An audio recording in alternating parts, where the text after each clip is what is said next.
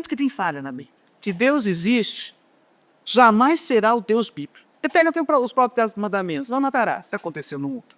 Não desejarás a mulher, nem o boi, nem a propriedade do poço. Porque a mulher é um objeto. A Bíblia é hipermachista.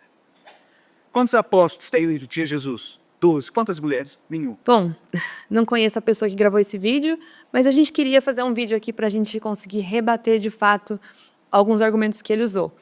A pergunta que fica é: a Bíblia ela é super ou hiper machista, como ele mesmo usou? Essa é uma acusação grave que as pessoas fazem para dizer que a Bíblia tem esse caráter sexista. Muitas pessoas vão rejeitar a Bíblia como um texto porque interpretam esses textos sem compreenderem os contextos e buscarem essa compreensão completa da palavra de Deus. Mas vamos lá, será que a Bíblia é realmente misógina? Vamos olhar alguns argumentos que são usados contra a palavra de Deus e como nós podemos rebatê-los. O primeiro deles é que não, Jesus não tinha apóstolos ou discípulas, de fato, mas Lucas 8, versículo 1 ao versículo 3, diz que haviam mulheres dentre os chamados apóstolos que os seguiam. Ou seja, essas mulheres, apesar de não estarem nos livros como apóstolas, né, ou discípulas, de fato, elas sustentavam o seu ministério e sentavam-se aos seus pés, o que implica que elas tinham sim uma posição de alunas e ouvintes do seu ensino. Também em Lucas 10, a gente vê Maria sentando-se aos pés de Jesus e ouvindo ele ministrando. Paulo, a mesma palavra foi usada para falar sobre Paulo em Atos 22, como estudante de Gamaliel. Então, os evangelhos contam, na verdade, que Jesus apareceu primeiramente para quem? Mulheres depois da sua ressurreição. Há muitos versículos que comprovam isso. Em momento nenhum no seu ministério, Jesus rejeitou, diminuiu ou segregou mulheres por conta do gênero. Ele sempre as tratou com honra e dignidade. Jesus ministrou as mulheres e Jesus as curou. Mulheres tiveram sim um espaço aos pés de Jesus. Bom, gente, a gente está aqui no nosso canal do YouTube, a gente vai dar sequência para falar de mais alguns argumentos que nós podemos usar para falar que não, a Bíblia não é machista. Então, a próxima coisa que eu queria dizer é que a Bíblia relata, né? Muitas pessoas vão dizer isso, mas Deus não fez a mulher depois do homem? Será que isso não significa, né, que a mulher é inferior de alguma forma, né, aos olhos de Deus? Quando você vai para o texto de Gênesis 2, a gente tem um relato, né, da criação do homem e da mulher lá em Gênesis 2, 18. A mulher ela é sim criada depois do homem, mas a palavra hebraica é o que você precisa se atentar. Porque no caso do homem é usada uma palavra e no caso da mulher é usada uma outra palavra. Quando Deus ele forma o homem, ele usa a palavra yatsa, que significa formar do barro. Tá bom? Mas para a mulher, ele usa uma outra palavra, que é a palavra badá, que significa feita com floreio, com beleza. Então, na verdade, se você estuda literatura hebraica, você vê que o que vem depois, ou seja, o que vem por último, né, é o que coroa o que vem antes. Então, a mulher e o homem, eles foram criados, foram formados de maneiras diferentes, com qualidades diferentes, com corpos diferentes, mas são iguais, porque formam a humanidade, e os dois têm a imagem de Deus em si. Quando Deus fala que ele vai criar, que ele cria o homem à sua imagem, ele também diz que a mulher é a sua imagem também. Que Deus criou o homem e a mulher à sua imagem. Ou seja, a mulher, de maneira nenhuma, é inferior ao homem. Esse texto está lá em Gênesis 1, versículo 26. A palavra aqui para homem, certo? É Adão, que significa o ser humano. Quem é feito à imagem de Deus é a humanidade, não somente o homem. Certo? Uma outra palavra que a gente precisa se atentar é a palavra auxiliadora. Quando se fala, né, de que a mulher é uma auxiliadora do homem, muitas vezes a gente tem a impressão que essa palavra auxiliadora é algo pejorativo. Tipo assim, aquela que traz o cafezinho, aquela que passa a vassoura, né? Mas não é isso, não. A palavra auxiliadora é uma palavra que significa é uma missão, na verdade, que Deus deu. Olha o Salmo 10, versículo 14.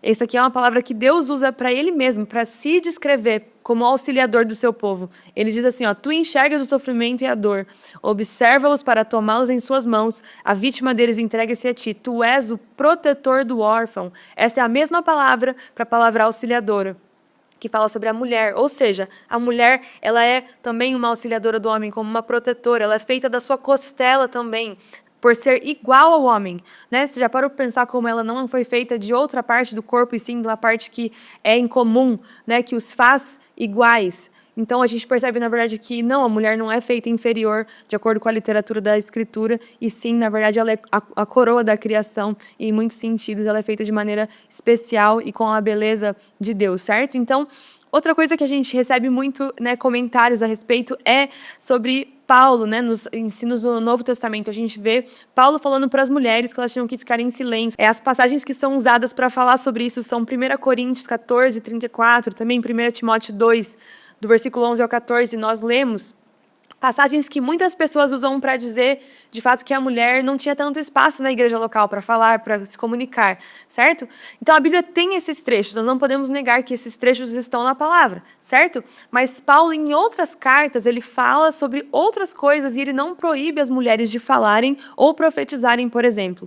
A gente vê que esses textos são, sim, polêmicos e a gente precisa discutir eles, mas aqueles textos, na verdade, estavam sendo escritos para uma igreja específica, para um momento específico da história, passando por problemas nos relacionamentos, tendo mulheres talvez que se exaltavam acima dos homens para falar, sobrepondo seus pensamentos, até mesmo dos seus maridos, não se submetendo à liderança da sua família, do seu marido, até mesmo do seu pastor, da pessoa que estava ali, né, direcionando a igreja e tratando pessoas de forma desonrosa.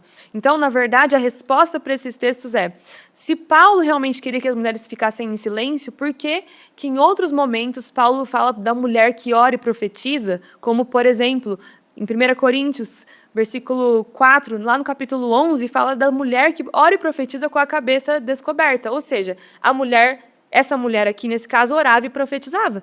Certo? A gente vê também lá em Filipenses 4:2, há duas mulheres que Paulo diz que lutaram pelo evangelho com ele, ou seja, mulheres que estavam ali no serviço do evangelho. A gente tem Priscila, que tem o nome mencionado mais ou menos 6 vezes nas Escrituras, e Romanos 16:3 diz que Paulo tem autoestima por essa mulher.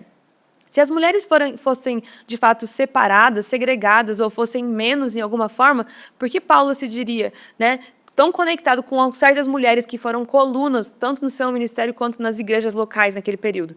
Então, a gente não está defendendo aqui posição nenhuma em relação à posição na igreja, a gente não está defendendo nada sobre isso, mas a gente está percebendo que Paulo era, sim, a favor do envolvimento de mulheres na sua igreja local e que mulheres elas foram muito úteis no avanço do evangelho, né? Como a gente mesmo falou, Jesus decidiu se revelar a Maria Madalena antes dos discípulos. Ou seja, o evangelho foi chegando às mulheres. Lídia, por exemplo, se converteu primeiro, foi a primeira da sua casa a se converter. Então, se Paulo fosse contra a mulher, se houvesse misoginia, né, no Novo Testamento, a gente não teria a participação tão ativa de mulheres, certo? Então, todos esses argumentos apontam para uma coisa, pessoal, que a Bíblia, ela por completo, tanto no Antigo Testamento quanto no Novo, ela fala sobre a mulher como tendo, sim, um papel.